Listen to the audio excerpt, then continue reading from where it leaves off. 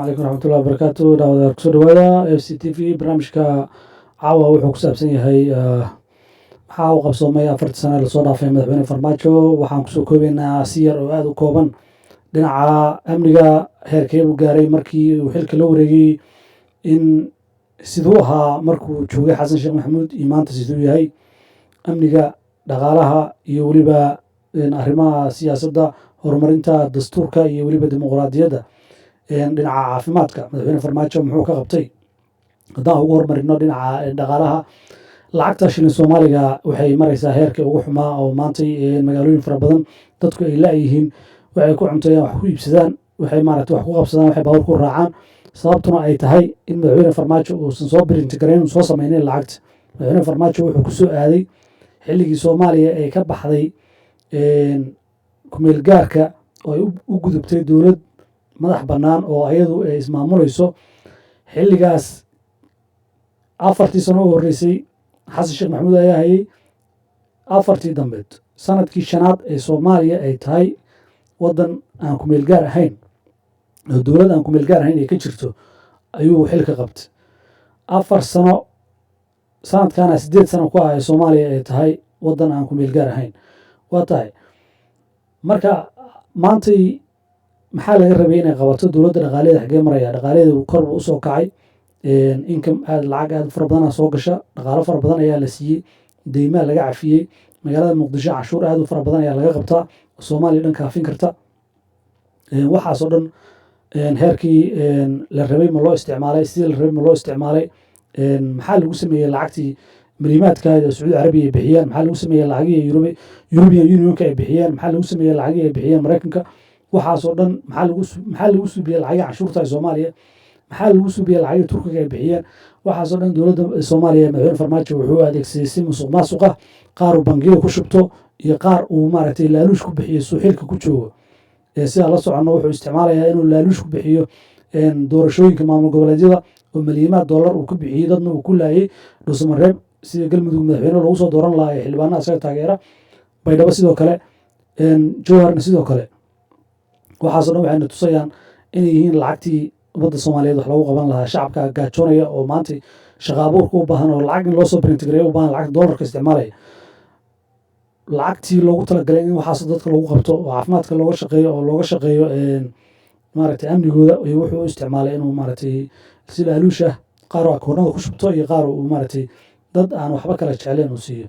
madaxweynahan marka ma yahay madaxweyne shacabka u shaqeynaya siday u doorteen oo ugu talagaleen wixii uu u sheegay waa idin qabanaya? madaxweyne qabanaya ma yahay? ma aha. 4 sano wuxuu ku qaban waaya, hadda kadib qaban maayo. 4 sano oo dhaqaalihii uu lunsaday, oo dhaqaalihii uu laaluush ku bixiyey. shilin allaala shilinkuu laaluush ku bixiyo waa shilin shacabka Soomaaliyeed ay leeyihiin, waa lacag uu tuugnimo ku qaatay lamid tahay, lacag akoon ku shubtay lamid tahay. sababtoo danihiisa gaarka ayuu ku bixiyey, dadna wuu ku dilay. ciidamadii ayuu wuxuu isticmaalayaa inay laayaan musharaxiintii la tartami lahayd ayuu damcay inuu dilo. Cabdiraxmaan Cabdishakuur dhaawac ayuu u geystay inuu kaga siiyo rabo dilo. 5 askari oo waardiye u ahaydna oo ciidanka xoogga dalka Soomaaliyeed ka mid ahaydna wuu dilay madaxweyne Farmaajo. ilaa ay hadda meydkooda meel u geeyey lama yaqaano. odayaashii iyo dadkii ay ka dhasheen ayuu lacag ku aaminsiyu yiri lacagtan laaluushka qaata ha ka hadlina. odayaasha ma aha inay qaataan lacagtaas, waxay ahayd in maxkamad la fuulaan, waxay ahayd in maaragtay ninkaas meel kaga soo haraan, sababtoo ah berri kuwa kala laynaya. caawa haddii la yidhahdo madaxweyne Farmaajo wuxuu dilay saraakiil, wuxuu dilay haddii la yidhahdo wasiiro, wuxuu dilay haddii la yidhahdo xildhibaano, wuxuu dilay haddii la yidhahdo musharaxiin ka soo horjeeda, siyaasiyiin ka soo horjeeda, ma la yaabayo, wuu dili karaa. sababtoo ah hore u sameeyey waa ka suurtooda. waxaa ka suuroobay inuu dilo maanta Xasan Sheekh Maxamuud iyo Sheekh Shariif oo madaxweynayaashii hore ahaa. inuu dilo maxay u jirtaa? Cabdiraxmaan Cabdishakuur ayuu dhaawac u rabay inuu dilo. Xasan Sheekh Maxamuud iyo maxay is dhaamanaa Cabdiraxmaan Cabdishakuur? waa waxba laba muwaadin oo aan hubaysnayn oo doonaya dalka inay shaqeeyaan. marka madaxweynaha heerkaas jooga oo maaragtay laaluushkii baalkii lacagtii qaranka u isticmaalaya inuu maaragtay uu laaluush ku bixiyo halkuu soo birintigarayn lahaa oo soo saari lahaa lacagtii dalka oo hore loogu qaadi lahaa. maaha maaragtay madaxweyne maaha lagu kalsoonaan karo. maaha madaxweyne inuu waddanka wax u qabto doonaya.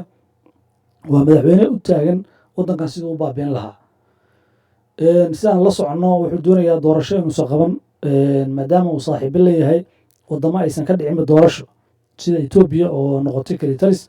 xilligii doorashada la dhaafay baarlamaanka sida baarlamaanka soomaaliya oo kaleeto uu iska joogo oo xilligiisi la dhaafay baarlamaanka soomaaliya 2 bilood sii maraya uu dhamaaday xilligiisi waa expire weye baarlamaanka lama soo dooran maxaa loo soo dooran waaya because madaxweyne waxaa jooga aan rabin meesha inuu ka tago farmaajo loo jooga Ethiopia sidoo kale ra'iisul wasaare inuu baxaan doonayna jooga waa tii gobolka hadda Tigreega uu baabiinayay wuxuu baabiinayay doorasho qaban maayo hela hadlina hadda Jubbaland ayuu wuxuu ku qasbayaa in loo aqoonsado gobol ay haystaan dad cadow ku ah Soomaaliya oo maaragtay dad shisheeye ay haystaan ra'iisul wasaare Roble uu diidan yahay maanta waxaa baaq u jeediyay ra'iisul wasaare Roble waxaa baaq u jeediyay siyaasiga Cabdiraxmaan Cabdishakuur oo leh ha ka aqbalin hana ka yeelin inaa saxiixda warqadda ah inay Jubbaland ay tahay meel ay haystaan dad cadow ah Jubbaland meel dad cadow haystaan maaha maamul goboleedka ka dhisan laakiin maamul goboleedkaas wuxuu diidan yahay wixii aan cadaalad ahayn waddankan in lala yimaado sidaas daraaddeed madaxweyne farmaajo ma doonayo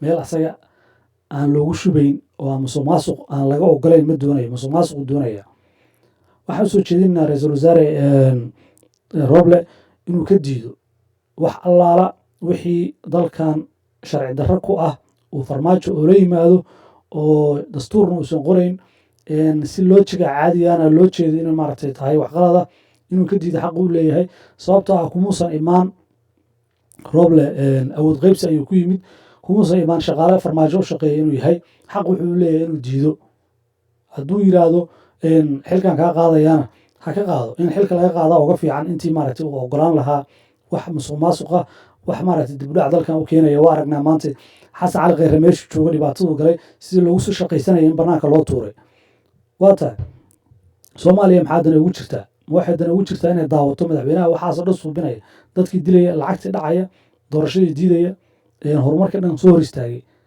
ma shacabka inay mudaharaadaan ka soo horjeestaan way aad iyo aad aan u soo dhaweynayaa maaragtay dhalinyarada gobolka banaadir qaar ka mid ah oo u istaagay oo kulamo samaystay kulamadaas oo ay kaga soo horjeedaan oo yiraahdeen madaxweyne waxaa wadi jooji dimuqraadiyadda waa u taaganna waana ilaalinaynaa aad iyo aad ayay ugu mahadsan yihiin inay sii xoojiyaan oo kor loo sii qaadan waa loo baahan yahay dalkanna wuxuu u baahan yahay dad saas oo kale wuxuu u baahan yahay in la taageero dimuqraadiyadda iyo dastuurka horena loo socodsiiyo dhaqaalihiisana kor loo qaado barnaamijka intaasaan kusoo koobayaa waxaana intaas ay tahay tusaale saxa oo cabiran oo ku saabsan in madaxweynahan uu yahay madaxweyne maaragtay ku guuldaraystay oo tuug ah kuna guuldaraystay wixii uu beentii uu noo sheegi lahaa waxaan idin qabanaynaa uu ku guuldaraystay waxa uu qabtayna wax uu maanta maaragtay magaca uu ku yeelanayo ma jirto waxqabadka uu sameeyey oo dhan waa waxqabad ku salaysan shaqadu qaban lahaa derbiye hadduu rinjiyey iyo hadduu waddo dhisay waa wax loogu talagalay madaxweynaha inuu qabto maaha